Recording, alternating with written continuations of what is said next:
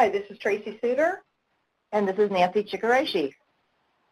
So today we're going to go through an outline of things. The disturbance in the Joplin, which is the Joplin tornado, the timeline of recovery, 2 case studies, the volunteer tribute and the butterfly garden and overlook, and then we'll go over some lessons learned. I'll take you through the volunteer tribute, and then Nancy will pick it up at the butterfly garden and overlook. So first, the tornado. The tornado happened in May 22nd of 2011. It was an EF5 tornado that was on the ground for 38 minutes. It was nearly a mile wide and 13 miles long. It destroyed or damaged over 7,500 homes and 2,000 commercial buildings, and 161 lives were lost. The urban forest in that area was completely destroyed, and trees were snapped off at about, if they're still standing, about 8 feet, and the bark was completely stripped away. It was, the devastation was indescribable. Cunningham Park is going to be our focus today, and that's where the tornado reached its highest wind speeds, because it stalled out for about 8 minutes. It was a multi-vortex tornado stalling out at 8 minutes right there at Cunningham Park, and as you see in the bottom right-hand photograph, that is across the street from St. John's Hospital. That 5-story concrete hospital was shifted 8 inches off its foundation during the storm. There were icons that were lost that folks in the community were attached to. The upper left-hand corner, the Carl Owens house with its iconic airplane windows across the roof was something that people were attached to, and you'll hear more about how we represent that later on when Nancy speaks. And again, the urban forest was destroyed, and Joplin was a Tree City, USA, and so they enjoyed a really great urban canopy and were really devastated when this storm came through. So the timeline of recovery. If you look at this chart, you can see that the city of Joplin immediately starts their search and rescue, and they go through 4 phases of recovery, which is outlined in a book by their then city manager, Mark Rohr. So it's search and rescue, debris removal, demolition, and rebuilding. And as you can see, search and rescue took place in the first month.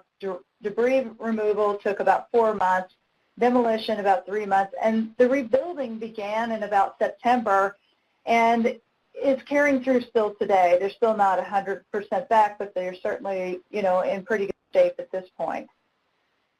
Drury, with our 2 projects we're going to talk about today, the volunteer tribute and butterfly garden and overlook, you can see our timelines for those 2 projects.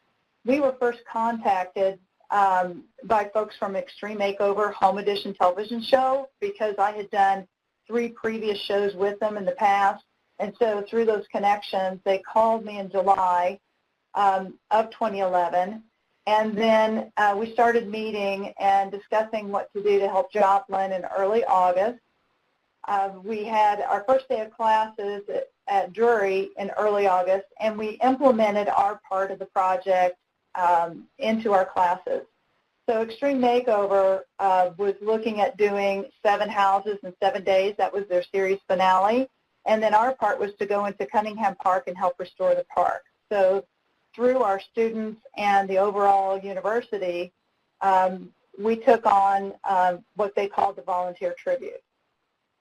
We completed our design in early October, and then we began construction mid-October.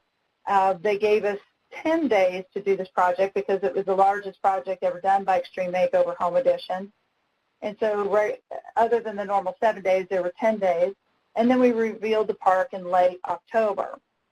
Then fast forwarding to the next year, June of the next year, shortly after the 1-year anniversary, the USDA Forest Service and Cornell University were talking about trying to help Joplin, and had been discussing that for about a year.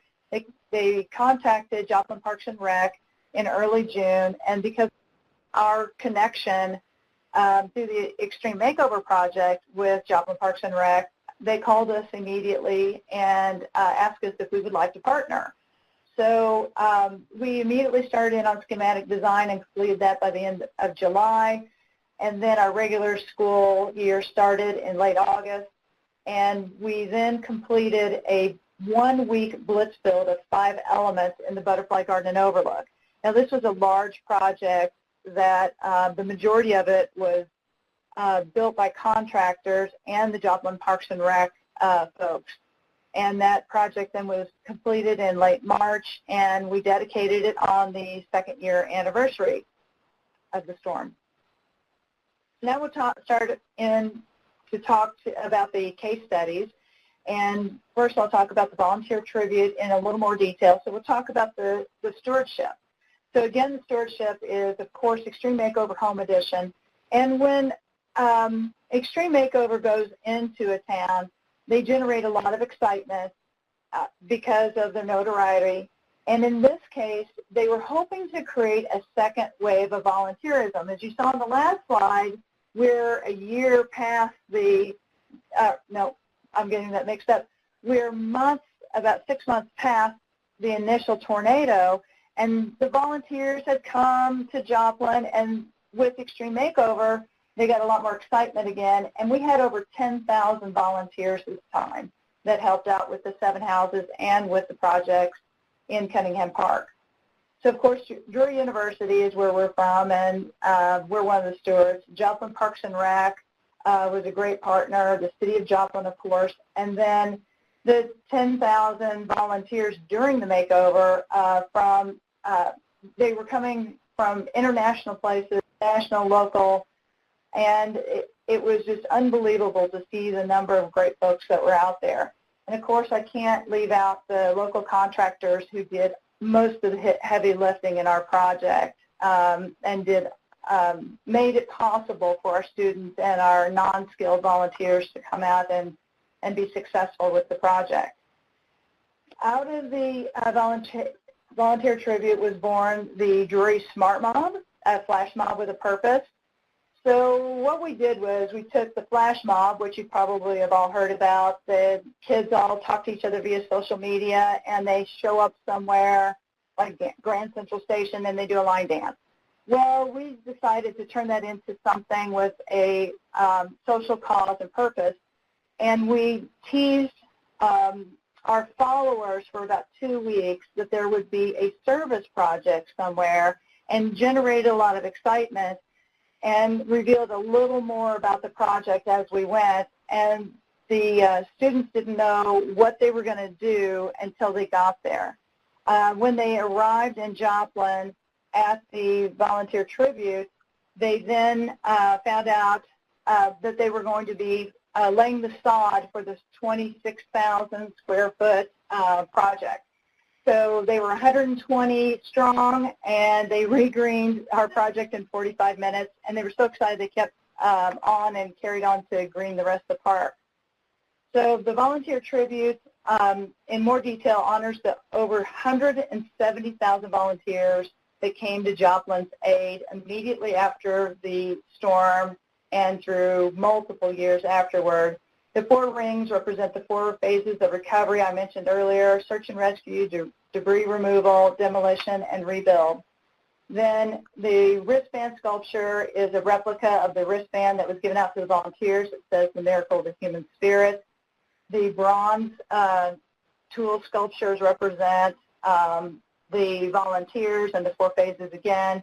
Then the pedestals have shards that we picked up in the area. After the park was already cleaned 3 times, there were still shards everywhere. This was people's lives, and it was just absolutely everywhere.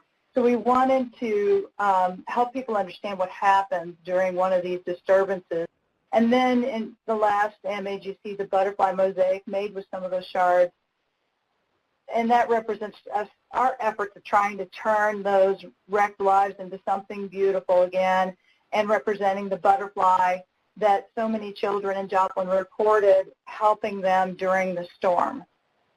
So this became sacred ground.